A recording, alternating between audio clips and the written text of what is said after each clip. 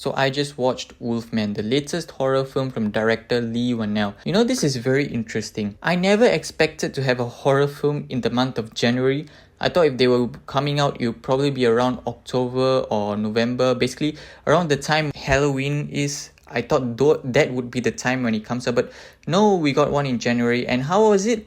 I think it's alright. It's mid, I would say. I think there are some good moments and some bad moments. Just that the bad moments are really, really bad and the good moments are pretty good. So let's talk about it. The movie opens with a text. And in the text, we know that a hiker goes missing in these woods. Now, nobody knows what happens to the hiker. People think he's dead, but there are some people who believe that he got this thing called Hill's fever, which makes you turn into a wolf. And this is a flashback scene now where there's a boy and his father living in the woods alone. Now, why are they living in the woods alone? They are hunters. In that flashback, the father gets the first sighting of this wolf hybrid creature. Now we cut to 30 years into the future where the boy is now a father and he has a daughter, and their family is not doing too well. Here's my first big issue with the movie. Why didn't the father take his son and move to the city side with him? Why did he just send the son away? Why not he go with him? If these woods have this werewolf creature, like, I'm out. I'm not staying there anymore.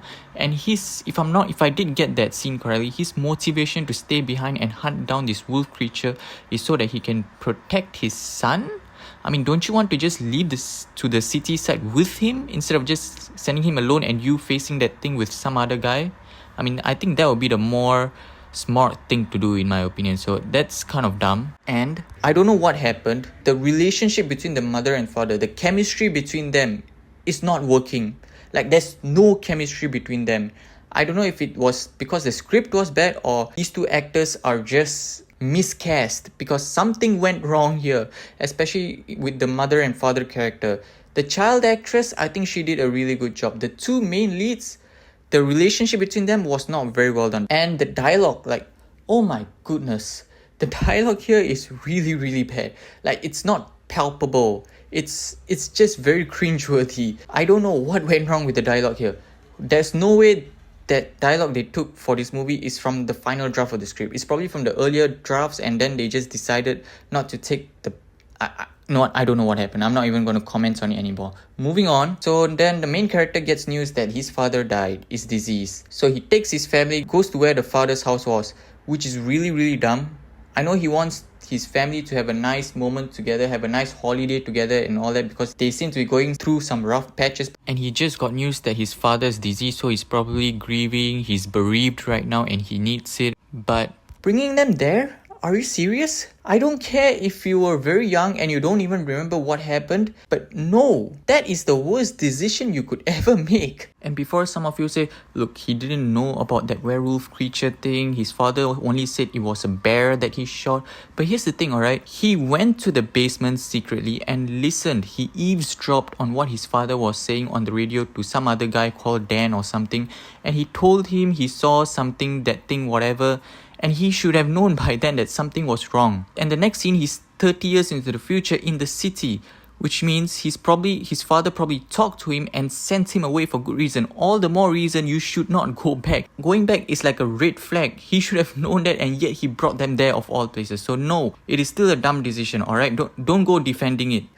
But then again, he brings them there, and then the rest is all history. And a wolfman attacks, and then the main character gets infected and they're stuck in the house now without any connection to the outside world, which is a classic horror setup. I like that. Now here's where I start giving it credits. I think the way they went about with the direction and the cinematography is really spectacular here. Now Leigh Whannell did The Invisible Man. He, if I'm not wrong, wrote Insidious, and I think he's done I think he wrote Saw and maybe directed, I'm not really sure, but I know he wrote Saw as well. So you can see he's very experienced in the horror genre, so he knows how to write the horror elements in the story. The way he directed this movie with the cinematography is really great, especially when you have that moments where everyone is demoralized and the main character is in a very dire situation, and then all the lights go out and then he's the only one with the tiny shade of light on him to show the hopelessness of his situation.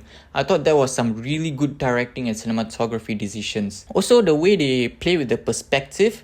So you have the main female character talking to her husband who is transforming into a wolf, but she doesn't know that, at least For a while, she didn't know that, but we know because we know the title of the movie. So she's talking to the wolf husband of hers. She doesn't understand what he is saying. Then the camera just shifts in the perspective to the husband's perspective now. And now he doesn't understand what she is saying. I thought that was some really smart idea, how they did it and how they went about doing it with the camera work. Thought that was really brilliant. Let's talk about some of the drawbacks here. Now that I've said the good stuff, let's get to the drawbacks. First and foremost, characters in this movie make some really dumb decisions. Not just once, not just twice, it's happening a few times throughout the movie. Remember how earlier I said there's no chemistry between our two main lead characters? Yeah, and that affects the whole movie. If you have seen the movie, you know what I'm talking about, but I will not spoil it for those who have not seen it. Simply put, they spent the first 15 or 20 minutes of the movie trying to establish this relationship between the family,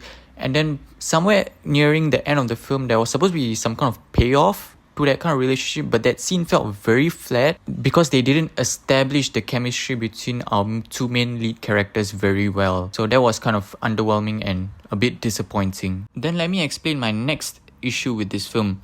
One trick that many filmmakers use is suspense. And how do they use suspense? The less is better. What I mean is they don't reveal the full creature very early on in the film.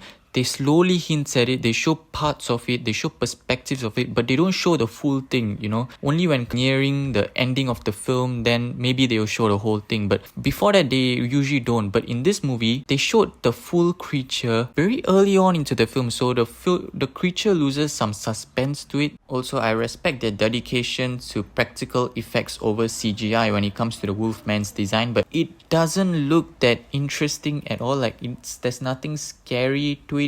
Again, like I said earlier, it doesn't even look like a Wolfman hybrid or anything. It just looks like some random creature. Now that I've said all my drawbacks with this film, all my qualms with this film, let me just say one more thing. And this is like the best part of the story for me. The main theme of the story revolves around the father-daughter relationship, which was really well established in the first 15 to 20 minutes of the movie, unlike the husband and wife relationship. So the father says to the daughter that, I want to raise you better. I don't want to make the same mistake my father did with me when raising me. And the way it pays off, the payoff to that moment and by the end of the film was really well done. It was really beautiful. It was profound. And that's the end of my review.